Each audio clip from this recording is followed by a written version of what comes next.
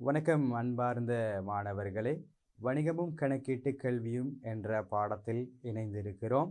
தரம் 10 நாங்கள் ஏற்கனவே வணிக பின்னணி தொடர்பாக பார்த்திருந்தோம்.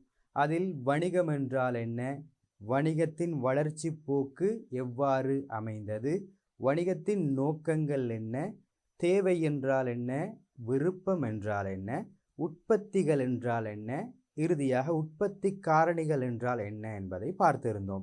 பின்னர் நாங்கள் அக்கறை கொண்ட தரப்பினர்கள் தொடர்பாகவும் பார்த்திருந்தோம். இன்று நாங்கள் மாணவர்களே வணிகச் சூழல் என்ற 2ஆம் அலகினை ஆரம்பிக்க இருக்கின்றோம். இந்த அலகினை பொறுத்த வரையில் மாணவர்களே நாங்கள் அக்கறை கொண்ட தரப்பினர்களை எவ்வாறு கற்றுக்கொண்டோமோ அதே போன்றுதான் நாங்கள் இந்த வணிகச் சூழல் என்ற பாடத்தை நாங்கள் படிக்க வேண்டும். முதலாவது சொல்லுங்கள் பார்ப்போம், அக்கறை கொண்டுள்ள தரப்பினர்கள் யார்? அதனை நாங்கள் எவ்வாறு படித்திருந்தோம் சொல்லுங்கள் பார்ப்போம். நாங்கள் அகத்தரப்பினர் புறத்தரப்பினர் என்று 2ஆக பிரித்து படித்தோம்.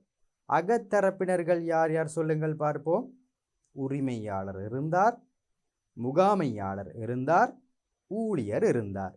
பின்னர் நாங்கள் வெளியக தரப்பினர்களை பார்த்தோம். வாடிக்கையாளர் இருந்தார், போட்டியாளர், வழங்குனர் இருந்தார், அரசாங்கம் இருந்தது. இவ்வாறு பல தரப்பினர்களை நாங்கள் பார்த்திருந்தோம் மாணவர்களே. இந்த பாடத்தில் நாங்கள் வணிகச் சூழல் என்ற அடிப்படையில் நாங்கள் ஒரு வணிகத்துக்கு தாக்கத்தை செலுத்தக்கூடிய சூழல்களை பார்க்க போகிறோம். எனவே மாணவர்களே வாங்கள் பாடத்துக்குள் போகலாம். உங்களுடைய பாட புத்தகத்தில் மாணவர்களே வணிகச் சூழல் என்ற 2ஆம் அலகு இவ்வாறு தந்திருக்கின்றார்கள். இந்த படத்தை பார்க்கும் பொழுது மாணவர்களே உங்களுக்கு என்ன விளங்குகிறது பாருங்கள். வீக்னஸ் என்று இருக்கிறது, அதாவது தமிழில் நாங்கள் சொல்வோம் பலவீனம் என்று சொல்வோம். அதே போன்று பாருங்கள் ஸ்ட்ரெங்த் என்று இருக்கு, அதாவது பலம் என்று சொல்வோம். அதே போன்று பாருங்கள் ஆப்பர்ச்சுனிட்டி என்று இருக்கு, இதுக்கு நாங்கள் சொல்வோம் வாய்ப்புகள் என்று சொல்வோம்.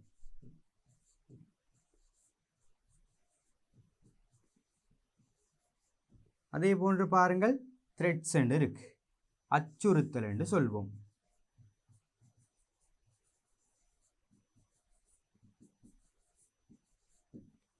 இப்பொழுது பாருங்கள் மாணவர்களே, எங்களுக்கு பலம், பலவீனம், அச்சுறுத்தல், வாய்ப்பு என்று தந்திருக்கின்றார்கள். ஒரு வணிகத்தில் இந்த விடயங்கள் அனைத்தும், இந்த தாக்கங்கள் அனைத்தும் ஏற்படலாம். அப்படி ஏற்படுவதாக இருந்தால் அதனை சரியான முறையில் நாங்கள் கைக்கொள்ள வேண்டும், சரியான முறையில் அதனை கட்டுப்படுத்த வேண்டும் என்பதைத்தான் இந்த படத்தின் மூலம் அவர்கள் புலப்படுத்துகிறார்கள். அடுத்த விடயத்துக்கு போவோம். பாருங்கள், இந்த பாடத்தில் எதனை நாங்கள் கற்றுக்கொள்ள வேண்டும், இந்த பாடத்தின் மூலம் உங்களிடம் எதனை எதிர்பார்க்கின்றோம் என்பதை இங்கே தந்திருக்கிறார்கள். பாருங்கள், இந்த அத்தியாயத்தில் பின்வரும் விடயங்கள் தொடர்பாக கலந்துரையாடப்படும். பாருங்கள், முதலாவது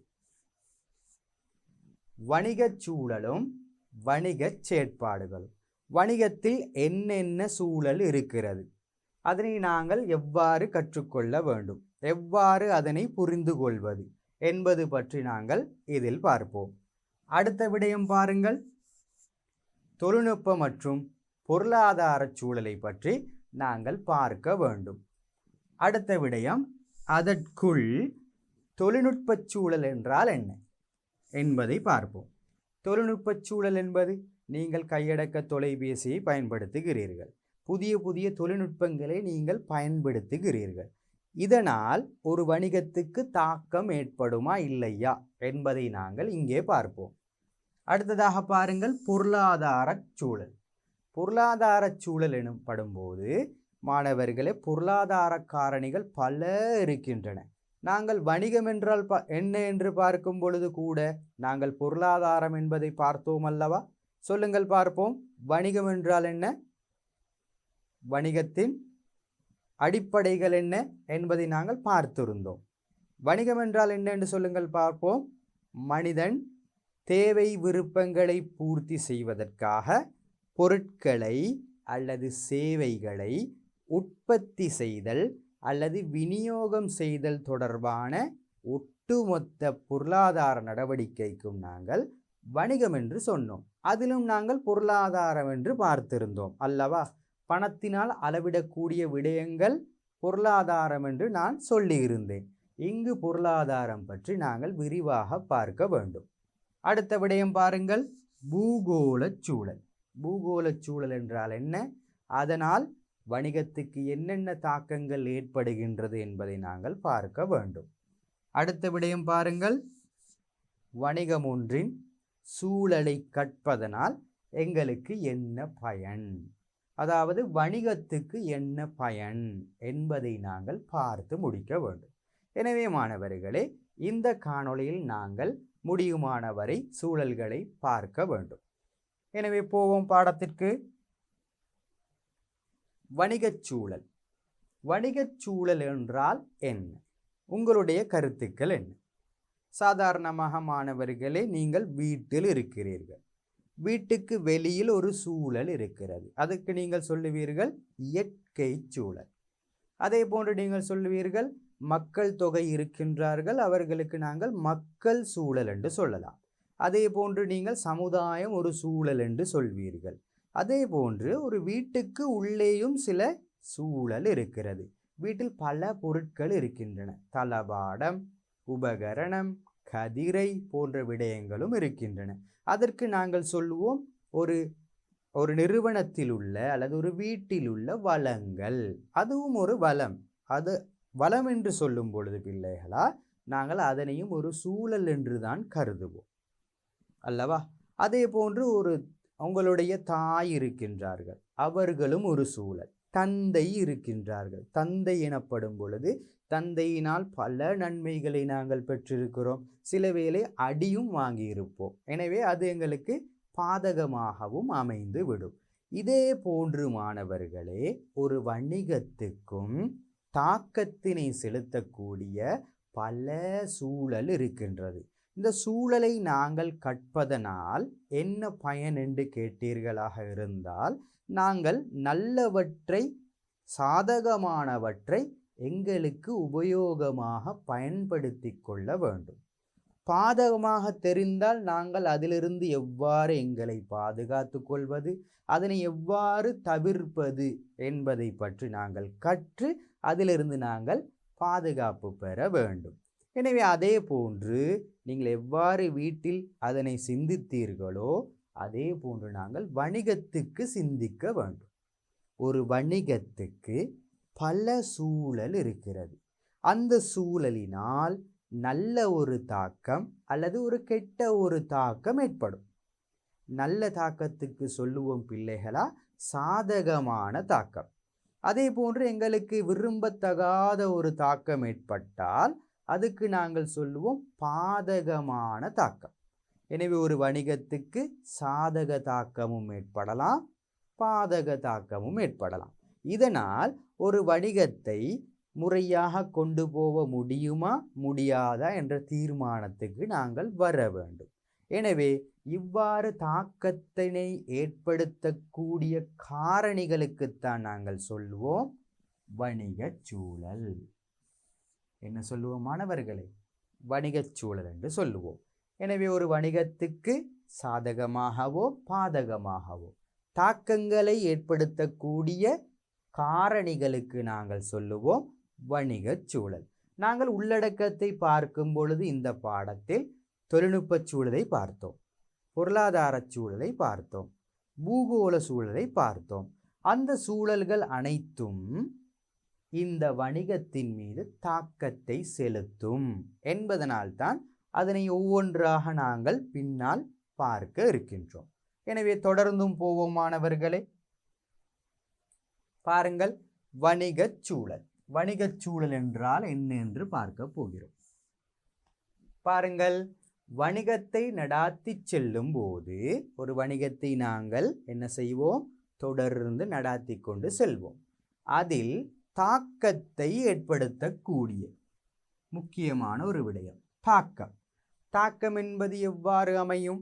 ஒன்று சாதகமாக அமையலாம், எங்களுக்கு ஏற்றாற்போல் அமையலாம், விரும்பத்தக்கதாக அமையலாம், அல்லது எங்களுக்கு விருப்பம் இல்லாமல் இருக்கும், பாதகமாக இருக்கும், அந்த தாக்கம் ஏற்படலாம். எனவே 2 தாக்கங்கள் ஏற்படும். 2 வகையான தாக்கம். ஒன்று சாதக தாக்கம், அடுத்ததாக பாதக தாக்கம். ஏற்படுத்தக்கூடிய பல்வேறு காரணிகள். எனவே இலகுவாக சொல்லலாம் பாருங்கள், பல்வேறு காரணிகளை நாங்கள் சூழல் என்று சொல்லலாம். எனவே தொழிற்படும் சூழலை நாங்கள் வணிகச் சூழல் என்று சொல்லுவோம் மாணவர்கள். எவ்வளவு இலகுவான ஒன்று பாருங்கள். மீண்டும் சொல்வோம். வணிகத்தை நடாத்தி கொண்டு செல்லும் பொழுது வணிகத்தில் தாக்கத்தினை ஏற்படுத்தக்கூடிய ஒன்று சாதக தாக்கமாக இருக்கலாம் அல்லது பாதக தாக்கமாக இருக்கலாம். இவ்வாறு தாக்கத்தினை ஏற்படுத்தக்கூடிய காரணிகளுக்கு நாங்கள் சொல்லுவோம் வணிகச் சூழல். அப்போ உங்களுக்கு விளங்கி இருக்கும் மாணவர்களே, வணிகச் சூழலை நாங்கள் படிப்பதனால் என்ன பயன் எங்களுக்கு இருக்கிறது? ஒன்று, சாதகமான தாக்கங்களை கண்டுகொண்டால் அந்த வாய்ப்பினை, அந்த சந்தர்ப்பத்தினை நாங்கள் பயன்படுத்தி கொள்ள வேண்டும், நிறுவனத்துக்கு ஏற்றாற்போல் அமைத்து கொள்ள வேண்டும்.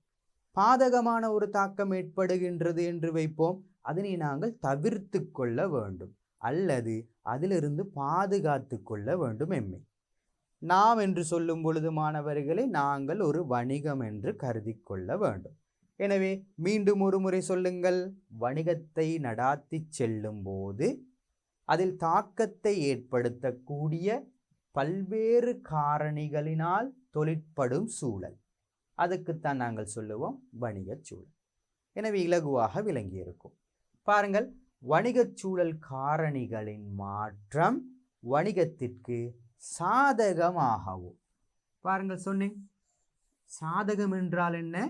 எங்களுக்கு விரும்பத்தக்க கூடிய மாதிரி அல்லது எங்களுக்கு ஏற்றாற்போல் அமைந்தால் அந்த தாக்கத்துக்கு நாங்கள் சொல்லுவோம் சாதக தாக்கம்.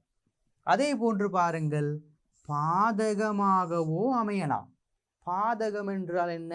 எங்களுக்கு விருப்பம் இல்லாமல், எங்களுக்கு தடையாக இருக்கக்கூடிய காரணிகளுக்கு சொல்லுவோம். அந்த தாக்கத்துக்குத்தான் நாங்கள் சொல்லுவோம் பிள்ளைகளா பாதகமான தாக்கம். எனவே வணிகச் சூழலினால் 2 தாக்கங்கள் ஏற்படும். சொல்லுங்கள், என்னென்ன தாக்கம்? முதலாவது சாதக தாக்கம், இரண்டாவதாக பாதக தாக்கம் ஏற்படும் மாணவர்களே. எனவே வணிகச் சூழல் காரணிகளின் மாற்றம் காரணமாக, உதாரணத்துக்கு எடுப்போம், நாங்கள் எங்களுடைய வீட்டில் நாங்கள் இருக்கிறோம், எங்களை சுற்றி இயற்கை சூழல் அமைந்து இருக்கிறது. இயற்கை சூழலினால் எங்களுக்கு சாதகமான தாக்கம் ஏற்படலாம், பாதகமான தாக்கம் ஏற்படலாம். சாதகமான தாக்கம் என்ன என்று சொல்லுங்கள் பார்ப்போம். உங்களுக்கு உங்கள் வீட்டில் எதனை நட்டாலும் மரம் அழகாக வளர்ந்து விடும், அதிலிருந்து நாங்கள் கனிகளை பெற்றுக்கொள்ளலாம். எனவே இயற்கை அழகு இவை அனைத்தும் எங்களுடைய வீட்டிற்கு சாதகமாக அமையும். மரக்கறிகளை நாங்கள் என்ன செய்யலாம்? நட்டு அதிலே அறுவடை பெற்றுக்கொள்ளலாம் அல்லது அதன் மூலம் நாங்கள் பயன்களை பெற்றுக்கொள்ளலாம். இவை அனைத்தும் சாதகமான தாக்கம் மாணவர்களே. பாதகமான தாக்கம் என்று சொல்லும்போது என்ன? மண் சரிவு ஏற்படலாம், வெள்ளப்பெருக்கு ஏற்படலாம், இயற்கை அனர்த்தங்கள் ஏற்படலாம். எனவே இவை அனைத்தும் இயற்கை சூழலினால் எங்களுக்கு ஏற்படக்கூடிய பாதகமான விளைவு. எனவே சாதகமான சந்தர்ப்பங்களில் நாங்கள் அதனை உச்ச அளவில் பயன்படுத்தி கொள்ள வேண்டும். பாதகமாக அமைந்து விடும் என்று நாங்கள் முன்கூட்டியே அறிந்திருந்தால் அதிலிருந்து பாதுகாப்பு பெற நாங்கள் எத்தனிக்க வேண்டும். எனவே நாங்கள் எப்படி யோசிக்கின்றோமோ அதே போன்றுதான் வணிகமும் மாணவர்களே. வணிகம் என்ன சிந்திக்கும்? பல சூழல் காரணிகள் உண்டு, அதனால் எங்களுக்கு சாதகமான தாக்கம் ஏற்படும், பாதகமான தாக்கம் ஏற்படும். சாதகமான தாக்கம் ஏற்பட்டால் அதனை நாங்கள் உச்சளவில் பயன்படுத்தி கொள்வோம். பாதகமான தாக்கம் ஏற்படும் என்று நாங்கள் எண்ணினால் அதிலிருந்து பாதுகாப்பு பெறவோ அல்லது அதனை தடுக்கவோ நாங்கள் முயல வேண்டும். எனவே தொடர்ந்தும் பார்ப்போம். வணிகங்கள் எப்பொழுதும் வணிகச் சூழல் மாற்றங்கள் மீது கவனம் செலுத்தி வணிக வாய்ப்புகளை ஏற்படுத்தி கொள்ள வேண்டும். நான் உங்களுக்கு சொன்ன விடயம்தான். வணிகங்கள் எப்பொழுதும் வணிகச் சூழல் மாற்றங்களை கருத்தில் கொண்டு வணிகச் சூழல் என்னென்ன மாற்றங்கள் ஏற்படுகின்றது என்பதை ஒரு வணிகம் கண்டிப்பாக கவனித்துக் கொண்டே இருக்க வேண்டும். கவனித்துக் கொண்டு இருக்கும் பொழுது அதில் சாதக தாக்கம் ஏற்பட்டால் அது எங்களுக்கு ஒரு வாய்ப்பாக அமைந்துவிடும். அதனை நாங்கள் உச்ச அளவில் பிடித்து கொண்டு அதனை பயன்படுத்தி கொள்ள வேண்டும். பாதகமாக அமைந்தால் எப்படியாவது அதிலிருந்து நாங்கள் பாதுகாப்பு பெற வேண்டும். இதனைத்தான் நாங்கள் இந்த வணிகச் சூழல் என்ற பாடத்தில் பார்க்க இருக்கின்ற விடயம் மாணவர்களே. உங்களுக்கு நன்றாக விளங்கி இருக்கும். எனவே இப்பொழுது நீங்கள் சுயமாக சொல்ல பாருங்கள். வணிகச் சூழல் என்றால் என்ன?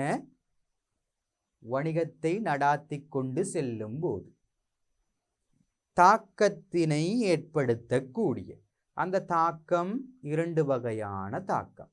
ஒன்று சாதகமான தாக்கம், இன்னும் ஒன்று பாதகமான தாக்கம். எனவே இந்த தாக்கங்களிலிருந்து பாதுகாத்து கொள்வதற்காக பல்வேறு காரணிகள், அதாவது மாற்றங்களுக்கு உட்படக்கூடிய பல்வேறு காரணிகளுக்குத்தான் நாங்கள் சொல்லுவோம் வணிகச் சூழல் என்று. எனவே இதன் மூலம் சாதக தாக்கம் ஏற்படலாம், பாதகமான தாக்கம் ஏற்படலாம்.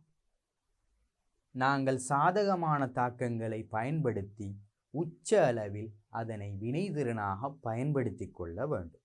இதனை நாங்கள் வணிகச் சூழல் என்ற பாடத்தில் முழுமையாக பார்க்க இருக்கின்றோம். அடுத்த விடயத்துக்கு செல்வோம். வணிகச் சூழலை வகைப்படுத்தல். நான் உங்களுக்கு முன்னர் சொன்னேன், அக்கறை செலுத்தும் பிரிவினர்களை நாங்கள் இரண்டாக பிரித்தோம். ஒன்று அக தரப்பினர், இரண்டாவது புற தரப்பினர். உதாரணமாக நான் இப்படியெல்லாம் போட்டு உங்களுக்கு நான் படித்து தந்தேன். ஒரு வணிகம் இருக்கிறது, இதுதான் வணிகம். இந்த வணிகத்திற்கு உள்ளே அக தரப்பினர்கள் இருக்கின்றார்கள். 3 தரப்பினர்கள் உங்களுக்கு நான் சொல்லித் தந்தேன். சொல்லுங்கள் பார்ப்போம். உரிமையாளர், முகாமையாளர், ஊழியர். புற தரப்பினர்கள் என்று நாங்கள் பார்த்தோம். நான் நினைக்கின்றேன் உங்களுக்கு நினைவில் இருக்கும். சொல்லுங்கள், ஒரு 4 நபர்களை சொல்லுங்கள். 4 தரப்பினர்களை மட்டும் சொல்லுங்கள் பார்ப்போம். முதலாவது வாடிக்கையாளர் என்று சொன்னோம், வழங்குனர் என்று சொன்னோம், போட்டியாளர், அரசாங்கம், நிதி நிறுவனங்கள். இவை அனைத்தும் புற தரப்பினர்கள் என்று படித்தோம். அதனை போன்று மாணவர்களே இதில் சின்ன சின்ன மாற்றங்கள் தான் வரும். பொதுவாக அதே போன்றுதான். எனவே வணிகச் சூழலை மாணவர்களை நாம் இரண்டாக பிரிப்போம். வணிகச் சூழலை இரண்டாக பிரிக்க முடியும். ஒரு வணிகம் இருந்ததாக இருந்தால் வணிகத்திற்கு உள் காணப்படும் சூழலுக்கு சொல்வோம் அக சூழல், அகச்சூழல் என்று சொல்வோம். உள்ளகச் சூழல் என்றும் சொல்லுவோம். ஒரு வணிகத்துக்கு உள். எனவே அகச்சூழல் அல்லது உள்ளக சூழல் என்று சொல்லுவோம். இப்பொழுது அடுத்த விடயத்தை நீங்கள் இலகுவாக சொல்லிவிடுவீர்கள். ஒரு வணிகத்துக்கு வெளியே காணப்படும் சூழல் என்ன சூழல் மாணவர்களே? புறச்சூழல். என்ன சொல்லுவோம்? புறச்சூழல். எனவே வணிகத்தின் சூழலை இரண்டாக பிரிக்கலாம். ஒன்று அகச்சூழல், இரண்டாவது புறச்சூழல். உங்களுக்கு கேள்வி வரும் பொழுது மாணவர்களே, வணிகத்தின் சூழலின் பிரதான 2 வகைகள் என்ன என்று கேட்டால், முதலாவது அகச்சூழல், இரண்டாவது புறச்சூழல் என்று எழுத வேண்டும். இப்பொழுது பார்ப்போம், அகச்சூழலில் யார் யார் வருவார்கள், என்னென்ன சூழல் இருக்கிறது, புறச்சூழலுக்குள் என்னென்ன சூழல் வரும் என்பதை பார்ப்போம். பாருங்கள், இங்கே அகச்சூழல். என்ன சூழல் பார்த்தோம்? அகச்சூழல். இந்த அகச்சூழலுக்குள் யார் யார் வருவது? அகச்சூழலிற்குள் உரிமையாளர் இருக்கிறார். பார்த்திருந்தோம். உரிமையாளர் என்றால் யார்? வணிகத்தின் மீது வளங்களை ஈடுபடுத்திய நபர். அவருடைய சொந்த சொத்துக்களையோ சொந்த பணத்தினையோ அல்லது யாரிடமாவது கடன்களை பெற்றாவது அவர் வணிகத்துக்கு ஏதேனும் ஒன்றை ஈடுபடுத்தி இருப்பார். எனவே அவ்வாறு ஈடுபடுத்திய நபருக்கு நாங்கள் சொல்லுவோம் உரிமையாளர். அடுத்த விடயம் பாருங்கள், முகாமையாளர். முகாமையாளர் என்பவர் யார்?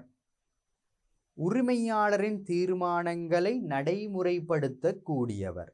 அவர் திட்டமிடுவார், ஒழுங்கமைப்பார், நெறிப்படுத்துவார், கட்டுப்படுத்துவார். முகாமையாளர் தொடர்பான அதிகமான விடயங்களை நாங்கள் அக்கறை செலுத்தும் பிரிவினர்களில் பார்த்திருந்தோம். எனவே முகாமையாளர் என்பவர் நாங்கள் சொல்லுவோம் உரிமையாளருடைய தீர்மானங்களை நடைமுறைப்படுத்துபவர். அவர் திட்டங்களை சரியாக வகுத்து அதற்கு தேவையான வளங்களையும் ஒதுக்கி ஒழுங்குபடுத்தி அதனை கட்டுப்படுத்தி அவர் என்ன செய்வார்? சரியான முறையில் அந்த வணிகத்தை கொண்டு செல்வார். எனவே அவருக்கு நாங்கள் முகாமையாளர் என்று சொல்லியிருந்தோம். மூன்றாவது விடயம் பாருங்கள், ஊழியர். இதனையும் நாங்கள் பார்த்திருக்கிறோம். ஊழியர் என்பவர் யார் மாணவர்களே? ஒரு முகாமையாளர் மேற்கொண்ட தீர்மானத்தின் அடிப்படையில், திட்டத்தின் அடிப்படையில் அதனை நடைமுறைப்படுத்துபவர். இவருதான் அமுல்படுத்துவார், இவருதான் வேலை செய்வார். தன்னுடைய உடலை வைத்துக்கொண்டு உடல் ரீதியான வேலையில் ஈடுபடலாம், அல்லது உள்ளத்தினால் அவர் என்ன செய்யலாம்? இந்த தொழிலில் ஈடுபடலாம். எனவே நாங்கள் உற்பத்தி காரணிகள் படிக்கும்போது கூட உழைப்பில் கூட பார்த்திருந்தோம். உடல் உள ரீதியான பங்களிப்பினை தந்தவர் ஊழியர் அல்லது உழைப்பு என்று படித்திருந்தோம். அதில் 2 வகையான ஊழியர்கள் இருக்கின்றார்கள். ஒன்று உடலினால் மூட்டை தூக்கி கொண்டு செல்பவர்கள், இறைச்சியினை வெட்டுபவர்கள்.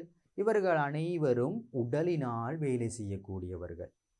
உள்ளத்தினால் வேலை செய்யக்கூடியவர்கள் கணக்காளர் இருக்கிறார், பொருளாளர் என்று சொல்லுவோம். அவர் உள்ளத்தினால், அவர் கையினால் வேலை செய்யக்கூடிய வேலைக்கு பதிலாக தன்னுடைய அறிவினை திறனை பயன்படுத்தி செய்வார். எனவே உள ஊழியர்கள் என்று நாங்கள் படித்திருக்கிறோம். இவை அனைத்தும் அகச்சூழல் என்று சொல்லுவோம். நீங்கள் மேலும் சொல்லலாம் மாணவர்களே, ஒரு வணிகத்திற்கு உள் உரிமையாளர் இருப்பார், உரிமையாளர் ஒரு சூழல். முகாமையாளர் இருப்பார், முகாமையாளர் ஒரு சூழல். மூன்றாவது ஊழியர் இருக்கிறார், ஊழியர் ஒரு சூழல். நீங்கள் சொல்லலாம், வணிகத்தில் பல தளபாடம் இருக்கிறது, அல்லது பல கதிரைகள் இருக்கிறது, மேசை இருக்கிறது. இவை அனைத்தும் ஒரு சூழல் அல்லவா? அது இல்லையா என்று கேட்கின்றீர்கள். அதுவும் ஒரு சூழல் தான் மாணவர்களே. அதற்கு நாங்கள் சொல்லுவோம் வளங்கள், நிறுவன பௌதீக சூழல் என்றும் நாங்கள் சொல்லலாம். அதுவும் ஒரு வளம்தான். ஆனால் உங்களுடைய பாடத்தில் இந்த 3ம் இருப்பதனால் நாங்கள் அதனை மட்டும் படித்து கொள்வோம். அடுத்ததாக பாருங்கள், ஒரு வணிகத்துக்கு வெளியே, ஒரு வணிகத்துக்கு வெளியே காணப்படும் சூழல். இது அகம் என்று வைத்துக் கொள்வோம், உள்ளே இருக்கக்கூடியது. நிறுவனத்துக்கு வெளியே உள்ள காரணிகள் சூழல். வாடிக்கையாளர்.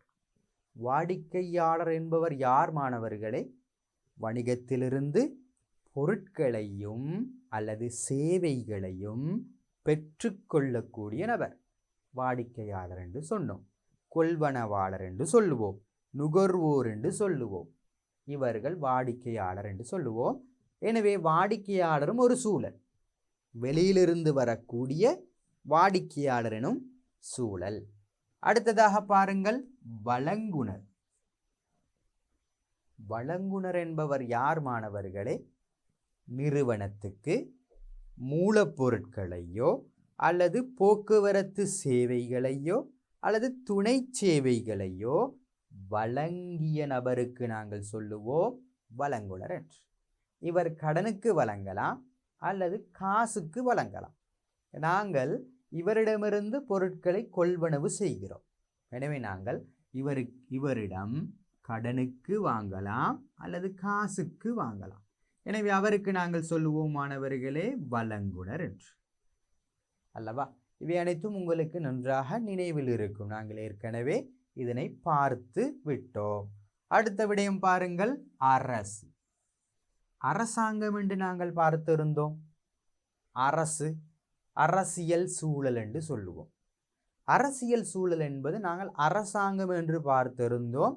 பொருளாதார அபிவிருத்திக்கு கொள்கைகளை வகுப்பவர்கள் இந்த அரசு என்று சொன்னோம். இங்கேயும் நாங்கள் அரசு என்பதை கொள்கை என்ற அடிப்படையில் தான் பார்க்க இருக்கின்றோம். பல்வேறு கொள்கைகளை அவர்கள் வகுப்பார்கள். அது நிறுவனத்துக்கு சாதகமாக அமையலாம் அல்லது பாதகமாக அமையலாம். உதாரணம் ஒன்று சொல்வோம். இவர் வரியினை அதிகமாக கூட்டிவிட்டார். வரி வீதத்தினை கூட்டினால் அது நிறுவனத்துக்கு சாதகமா பாதகமா? பாதகமான ஒன்று, எங்களுக்கு கட்ட முடியாது.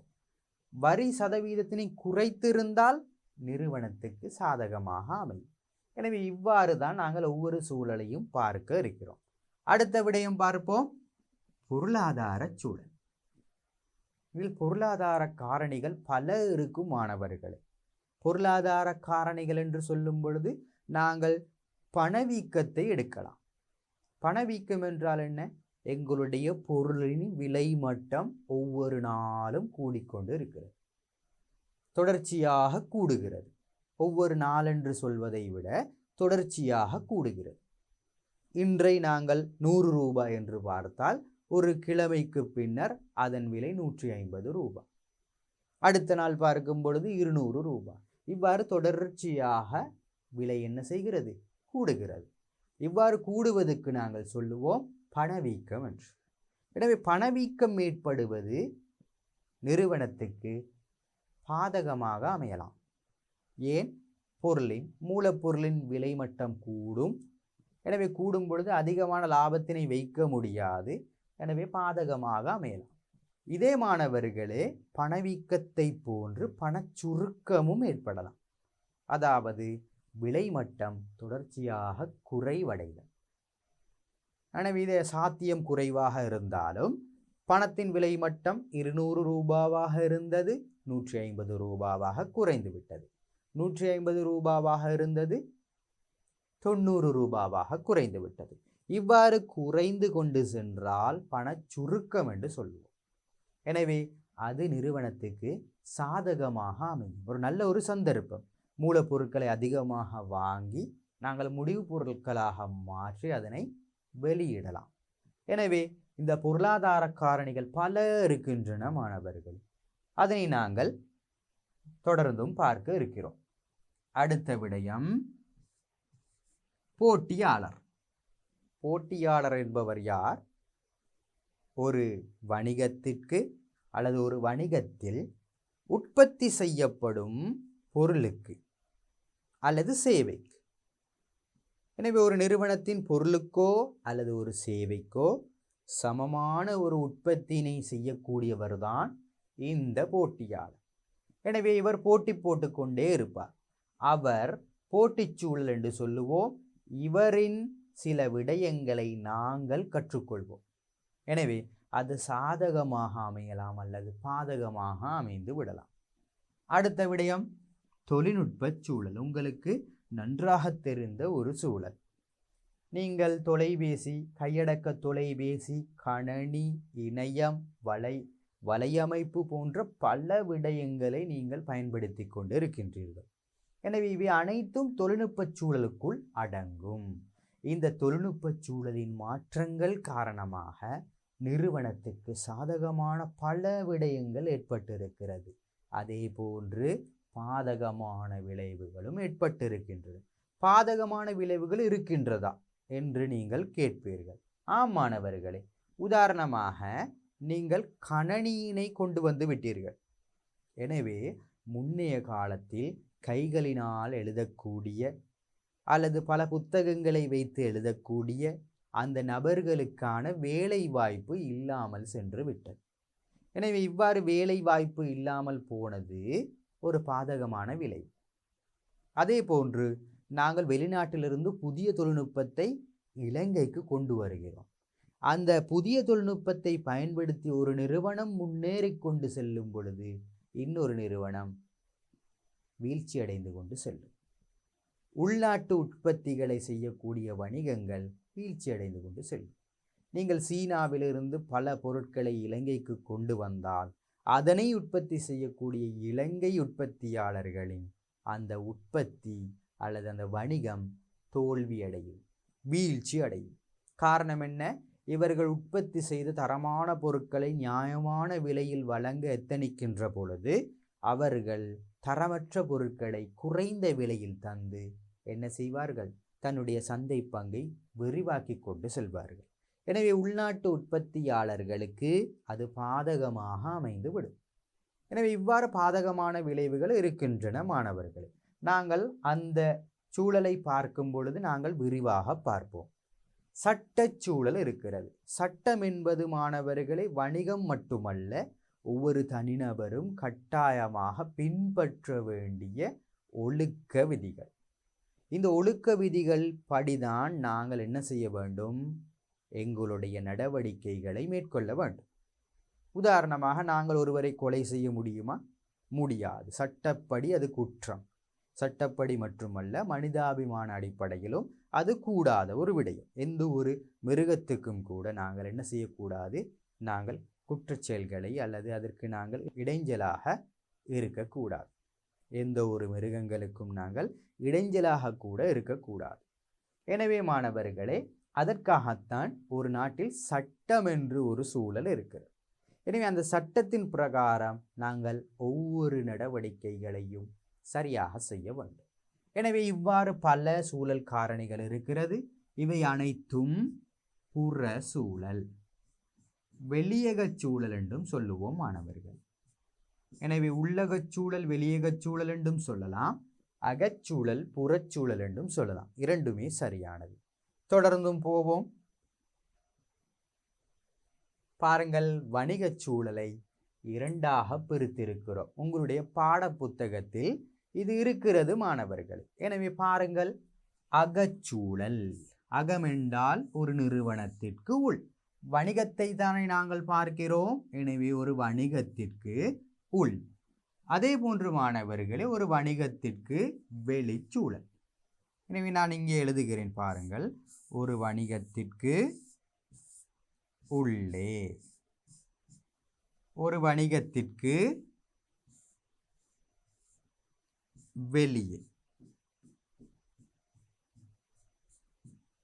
இது உள்ளக சூழல், அது நாங்கள் வெளியக சூழல் என்று சொல்லுவோம். உள்ளக சூழல் காரணிகள் உரிமையாளர், முகாமையாளர், ஊழியர். இதனை நாங்கள் மீண்டும் மீண்டும் பார்க்க வேண்டிய அவசியம் இல்லை. இலகுவாக மனனம் செய்து கொள்ளலாம், நினைவில் வைத்துக் கொள்ளலாம். புறச்சூழல் பாருங்கள். வாடிக்கையாளர் தெரியும் எங்களுக்கு, வழங்குனர், போட்டியாளர். இதை தவிர சில சூழல்கள் இருக்கின்றன மாணவர்கள். இந்த சூழலுக்கு நாங்கள் பேரினச் சூழல் என்று சொல்லுவோம்.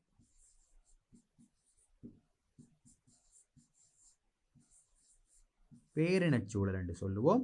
இது நீங்கள் பேரினச் சூழல் என்று நினைவில் வைத்துக் கொள்ள வேண்டிய அவசியம் இல்லை, ஏனென்றால் உங்கள் பாடத்திட்டத்தில் இல்லை என்பதனால். இதில் பாருங்கள், முதலாவது அரசியல் சூழல், பொலிட்டிக்கல் என்வாயரன்மெண்ட் சொல்வோம்.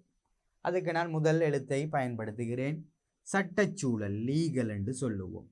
பொருளாதார சூழல், எக்கனாமிக். தொழில்நுட்ப சூழல் என்று சொல்லுவோம், டெக்னாலஜி அல்லது டெக்னிக்கல். பூகோள சூழல் என்று சொல்லுவோம், குளோபல் என்று சொல்லுவோம். எனவே இதனை உங்களுக்கு பாடமாக்கி கொள்வதற்காக இந்த எழுத்துக்களை வைத்து கொண்டு உங்களுக்கு ஏதேனும் ஒரு சொல்லை உருவாக்கி நாங்கள் நினைவில் வைத்து கொள்ளலாம் அல்லவா? எனவே பாருங்கள், PLETG. எனவே இதில் நீங்கள் உங்களுக்கு தேவையான விடயத்தை நீங்கள் ஒரு சொல்லாக மாற்றி நினைவில் வைத்துக் கொள்வது இலகு. எனவே அதனை தவிர வாடிக்கையாளர், வழங்குனர், போட்டியாளர் என்று சொல்லுவோம். இவர்களை நாங்கள் ஓரளவேனும் கட்டுப்படுத்தலாம். வாடிக்கையாளர் அதிகமாக நிறுவனத்துக்கு வருவது குறைவு. எனவே எங்களுடைய உற்பத்தியை நாங்கள் மாற்றி அவருக்கு ஒரு புதிய ஒரு சுவையை, புதிய ஒரு நிறத்தை காட்டுவதனால் அவரை நாங்கள் எங்களின் பால் இழுத்து கொள்ள முடியும். எனவே ஓரளவு கட்டுப்படுத்தலாம். வாடிக்கையாளர், வழங்குனர், போட்டியாளர் இவர்களை கட்டுப்படுத்த முடியாது. ஏனென்றால் அரசாங்கம் ஒரு கொள்கையை விதித்தால் ஒரு நிறுவனம் போய் அதனை மாற்றச் சொல்ல முடியுமா? முடியாது. சட்டச்சூழலை மாற்ற முடியுமா? முடியாது. இந்த சூழலை, இந்த பேரினச் சூழலை நாங்கள் கட்டுப்படுத்தவே முடியாது மாணவர்களே. இயற்கை அனர்த்தம் வருகிறது, அதனை நாங்கள் கட்டுப்படுத்த முடியுமா? முடியாது. எனவே இந்த சூழலுக்கு நாங்கள் சொல்லுவோம் பேரினச் சூழல். காரணம், கட்டுப்படுத்த முடியாது. இந்த சூழலை ஓரளவு கட்டுப்படுத்தலாம். இந்த சூழலை நாங்கள் முழுமையாக கட்டுப்படுத்தலாம். உதாரணமாக ஊழியர் வரவின்மை. ஊழியர் வராவிட்டால் ஒரு நிறுவனத்துக்கு அந்த நிறுவன செயற்பாட்டிலிருந்து அவரை என்ன செய்யலாம்? விலக்கலாம், வர வேண்டாம் என்று சொல்லலாம். அதே போன்று முகாமையாளருக்கும் அவ்வாறு. ஒரு உரிமையாளர் பொருத்தமற்றவராக இருந்தால் அவரிடமிருந்து நாங்கள் நிதி பலனை எடுக்க மாட்டோம். எனவே இவர்களை முழுமையாக கட்டுப்படுத்தலாம். எனவே முழுமையாக கட்டுப்படுத்தினால் அகச்சூழல் என்று சொல்லுவோம். இது கட்டுப்படுத்த முடியாத சூழல், ஓரளவு கட்டுப்படுத்தக்கூடிய சூழல், இரண்டும் அடங்கும். மாணவர்களே, இது நாங்கள் பேரினச் சூழல் என்பது மேலதிகமாக படித்த ஒரு விடயம். எனவே உங்கள் பாடத்தில் இருக்கக்கூடிய விடயங்களை மட்டும் நாங்கள் பார்ப்போம். சொல்லுங்கள். வாடிக்கையாளர் இருக்கிறார், வழங்குனர் இருக்கிறார், போட்டியாளர் இருக்கிறார். அதுபோக நாங்கள் அரசியல் சூழல், சட்டச் சூழல், பொருளாதார சூழல், தொழில்நுட்ப சூழல், பூகோள சூழல் என்ற 5 விடயத்தை மட்டும்தான் இங்கே பார்க்க இருக்கின்றோம். எனவே மாணவர்களே, தொடர்ந்தும் போவோம். பாருங்கள், அகச்சூழல் ஒவ்வொரு காரணிகளையும் பற்றி, ஒவ்வொரு சூழலையும் பற்றி நாங்கள் தனித்தனியாக பார்க்க இருக்கின்றோம். அகச்சூழல் வணிகச் செயற்பாட்டில் தாக்கத்தினை ஏற்படுத்தக்கூடிய, வணிகச் சூழல் என்றாலே வணிகச் செயற்பாட்டில் என்ன செய்யும்? தாக்கத்தினை ஏற்படுத்தும். ஒன்று சாதக தாக்கம், இன்னொன்று பாதக தாக்கம் ஏற்படுத்தக்கூடிய அச்செயற்பாட்டில் ஈடுபடும் பல்வேறு பிரிவினர்களும். அச்செயற்பாட்டில் ஈடுபடும் என்றால் மாணவர்களை வணிகச் செயற்பாட்டில் நேரடியாக ஈடுபடக்கூடியவர்கள். ஒரு வணிகத்தில் உற்பத்தி நடைபெறுகிறது, அதில் நேரடியாக ஈடுபடக்கூடியவர் யார்? உரிமையாளரும், முகாமையாளரும், ஊழியரும், தரப்பினர்கள். எனவே அதனால் தான் கூறுகின்றார்கள், அச்செயற்பாட்டில் ஈடுபடும் பல்வேறு தரப்பினர்களும் வணிகத்தில் காணப்படும் ஏனைய காரணிகள். இதில் தான் நாங்கள் சொல்லியிருந்தேன், ஒரு வணிகத்துக்கு உள்ளே பௌதீக வளம் இருக்கிறது, கதிரை, மேசை, தளவாடம் போன்றன இருக்கிறது. எனவே பல்வேறு காரணிகள் என்று சொல்லும் பொழுது அந்த வளங்களை நாங்கள் சொல்லலாம். கலாச்சாரம் என்று ஒன்றும் இருக்கிறது, அதனை நாங்கள் உயர்தரத்தில் தான் கற்போம். எனவே அதை நான் இங்கே விட்டு விடுகிறேன். வணிகத்தில் காணப்படும் ஏனைய காரணிகளும் நாங்கள் சொல்லுவோம் அகச்சூழல் எனப்படும் என்று. இதனை நாங்கள் கட்டுப்படுத்தலாம். என்ன செய்யலாம்? கட்டுப்படுத்தலாம். மீண்டும் சொல்லுவோம், வணிகச் செயற்பாட்டில் தாக்கத்தினை ஏற்படுத்தக்கூடிய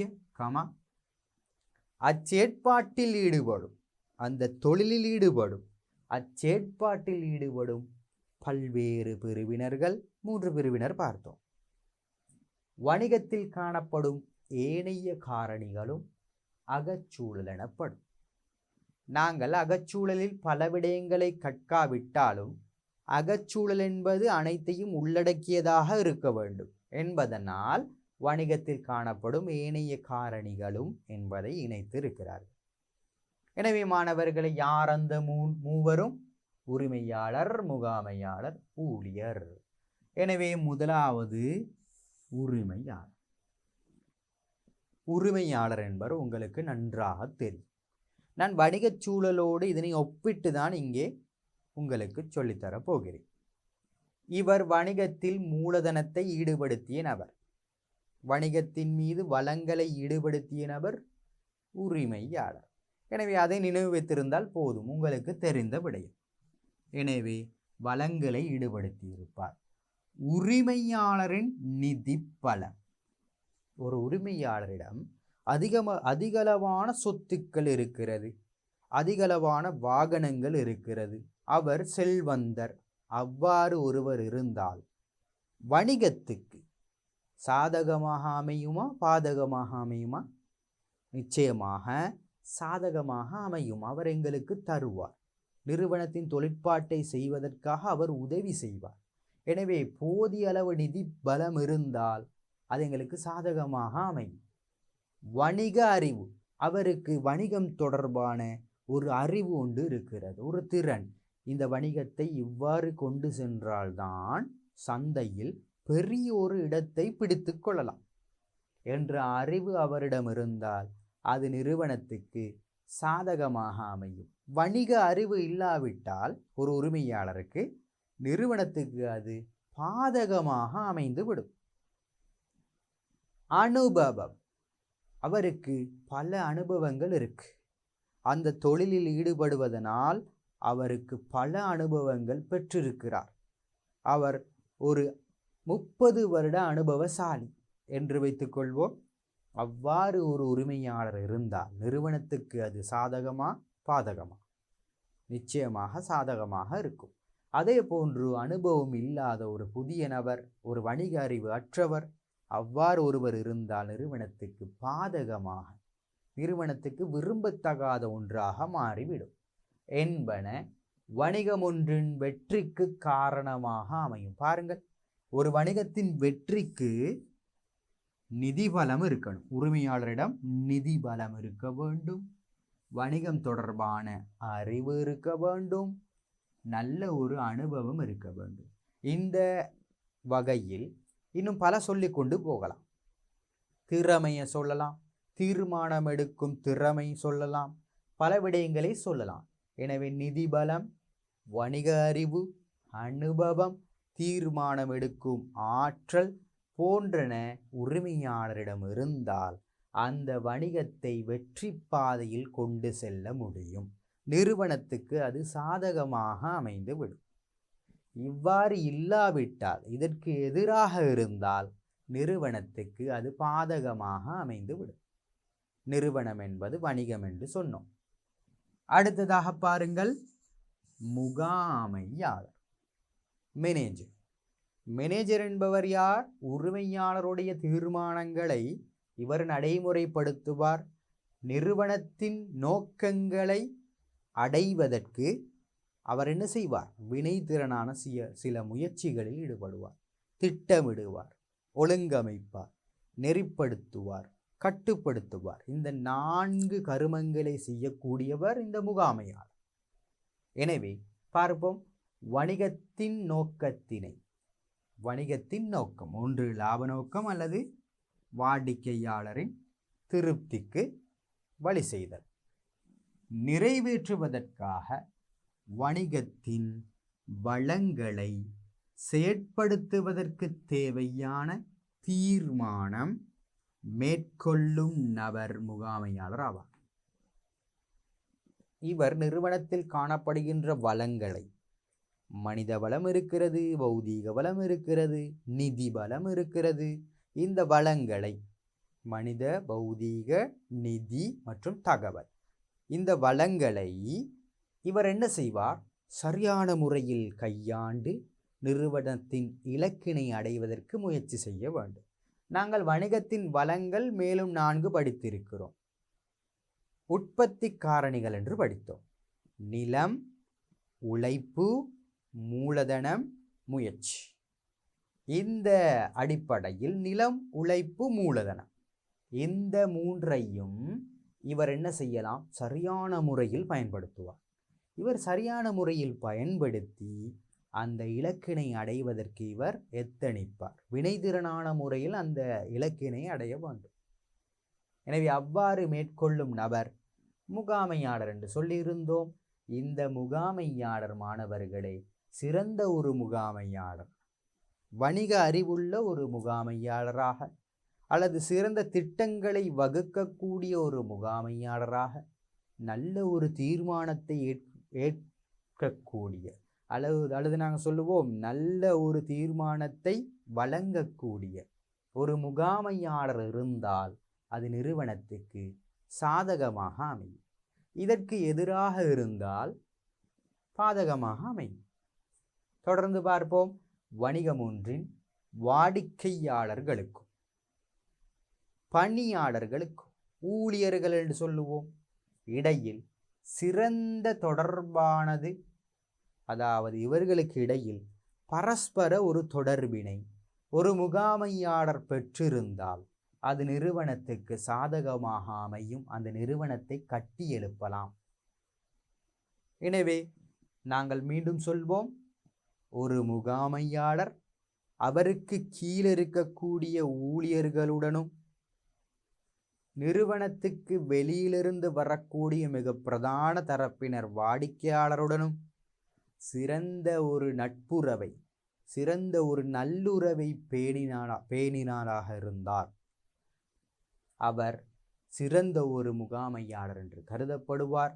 சிறந்த ஒரு முகாமையாளர் இருந்தால் நிறுவனத்துக்கு அது சாதகமாக அமைந்துவிடும், நல்லதாக அமைந்துவிடும், விரும்பத்தக்கதாக அமைந்துவிடும் மாணவர்களே.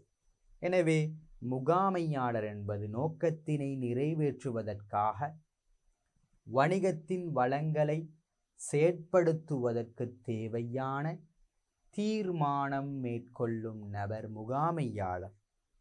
இவர் வணிகம் ஒன்றின் வாடிக்கையாளர்களுடனும் பணியாளர்களுடனும் சிறந்த ஒரு நட்புறவை பேணினாராக இருந்தால் அவர் சிறந்த ஒரு முகாமையாளர். எனவே வணிகத்தின் வெற்றிக்கு மிகவும் அவசியமான ஒன்று. நிறுவனத்துக்கு அது சாதகமாக அமையும்.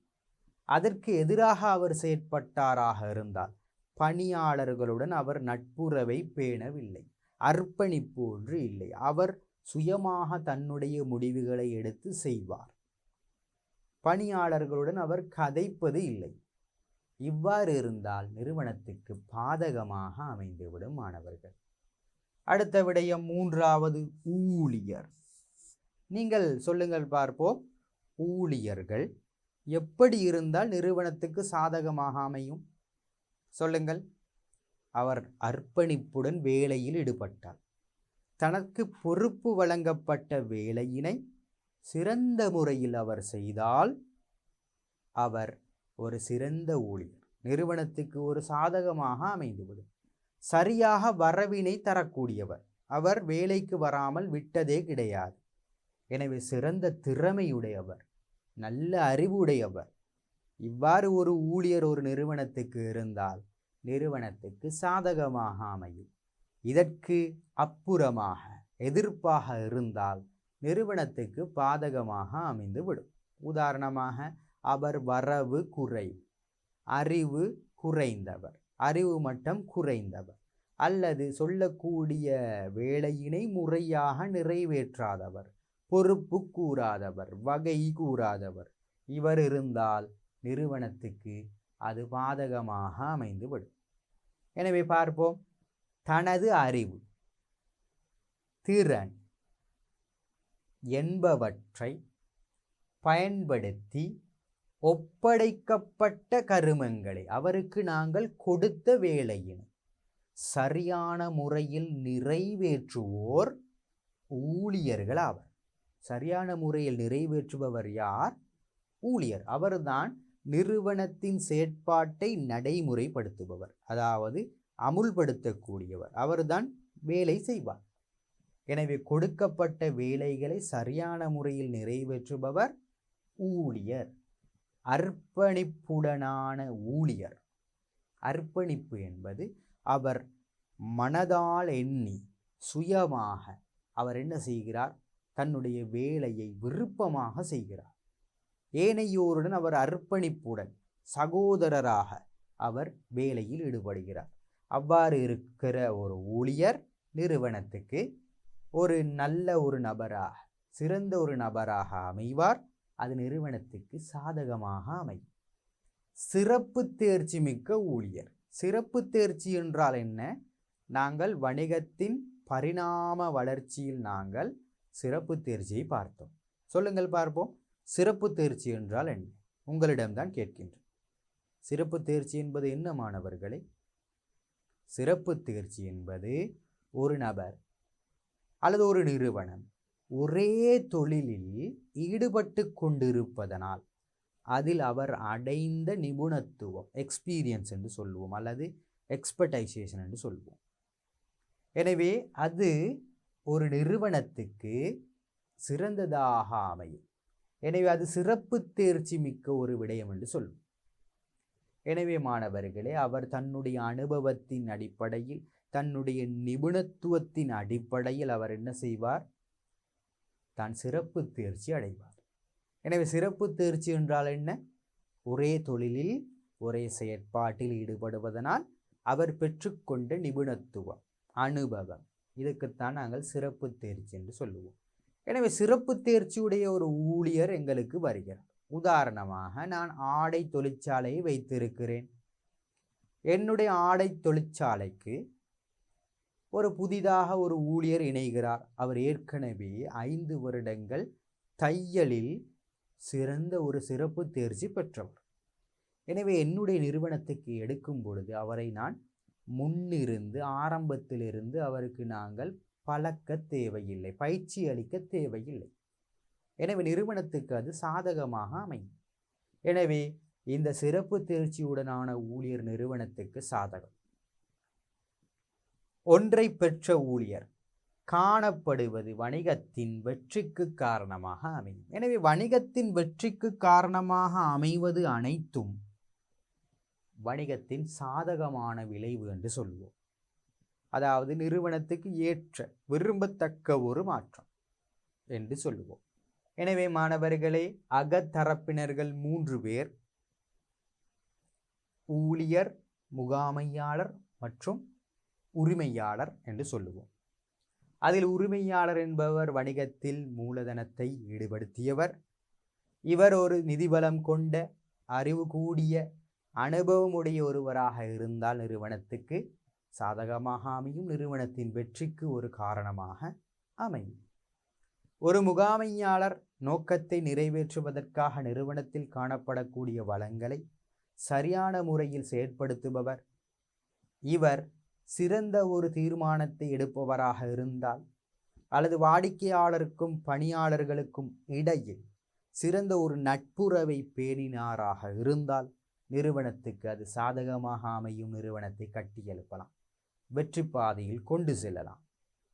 ஊழியர் அறிவு, திறமை, அனுபவம் அடிப்படையில் அவர் சிறப்பு தேர்ச்சி உடைய ஒருவராக இருந்தால், தனக்கு கொடுக்கப்பட்ட பொறுப்புகளை சரியாக நிறைவேற்றுபவராக இருந்தால், சரியாக பொறுப்பு கூறக்கூடியவராக இருந்தால், அர்ப்பணிப்புடனான நபராக இருந்தால் நிறுவனத்துக்கு சாதகமாக அமையும். நிறுவனத்தை வெற்றி பாதையில் கொண்டு செல்லலாம். அவ்வாறு அமையாவிட்டால் இந்த 3 பேருமே நாங்கள் என்ன சொல்லலாம்? பாதகமான விளைவுகளை ஏற்படுத்தக்கூடிய. எனவே இவர்கள் பாதகமான விளைவினை நிறுவனத்துக்கு தந்து கொண்டு இருந்தார். அதாவது நாங்கள் நினைத்தது இவரிடமிருந்து கிடைக்கப் பெறுவது இல்லை என்றால் நாங்கள் என்ன செய்யலாம் மாணவர்களே? இவர்களை விலக்கலாம். ஊழியரை விலக்கி போட்டு நாங்கள் புதிய ஒரு ஊழியரை இணைக்கலாம். முகாமையாளரை நாங்கள் அனுப்பிவிட்டு புதிய ஒரு முகாமையாளரை பதவிக்கு அமர்த்தலாம். உரிமையாளர்கள் பலர் இருந்தால் அவரிடமிருந்து நாங்கள் நிதி பலனை எடுக்காமல் வேறொரு நபரிடம் நாங்கள் நிதி பலத்தை எடுக்கலாம். எனவே இதனை நாங்கள் கட்டுப்படுத்தக்கூடிய சூழல் என்று சொல்லுவோம். நாங்கள் விரும்பினால் வைத்துக் கொள்ளலாம் அல்லது அனுப்பிவிடலாம். எனவே கட்டுப்படுத்தக்கூடிய சூழல் அல்லது அகச்சூழல் காரணிகள் 3ஐ நாங்கள் பார்த்து விட்டோம். அடுத்ததாக பாருங்கள் மாணவர்களே, புறச்சூழல் என்று சொல்லுவோம். நிறுவனத்துக்கு வெளியே காணப்படக்கூடிய சூழல் புறச்சூழல். புறச்சூழல் என்று சொல்லும் பொழுது வணிக செயற்பாட்டில் தாக்கத்தினை ஏற்படுத்தக்கூடிய, முன்னர் கூறியதை போல் 2 வகையான தாக்கம். ஒன்று சாதக தாக்கம், இன்னும் ஒன்று பாதகமான தாக்கம். வணிகத்தினின்றும், வணிகத்திலிருந்தும் வெளியக ரீதியாக செயற்படும் பிரிவினர்கள் அல்லது ஏனைய காரணிகளுக்கு நாங்கள் சொல்லுவோம் புறச்சூழல்.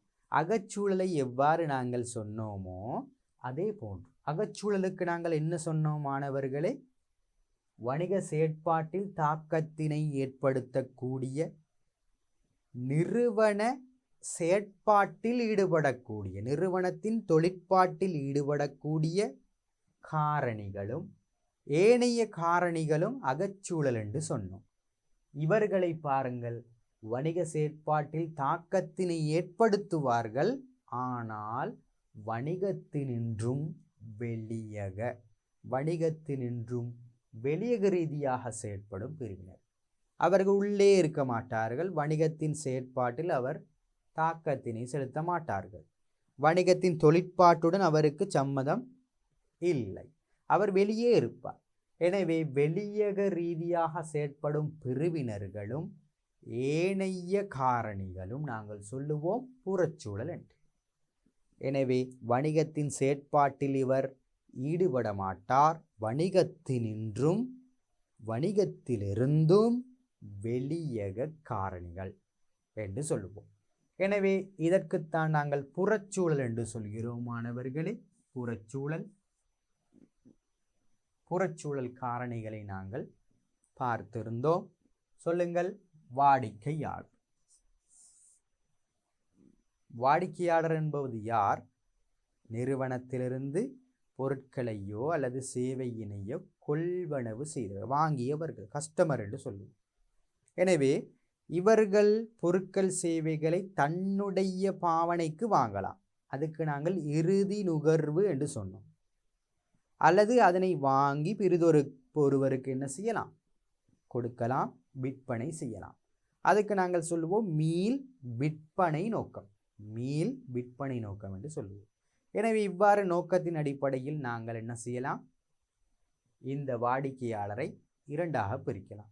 இறுதி நுகர்வு நோக்கம் கொண்ட நுகர்வோர், அடுத்ததாக மீள் விற்பனை நோக்கம் கொண்ட நுகர்வோர் என்று பிரிக்கலாம்.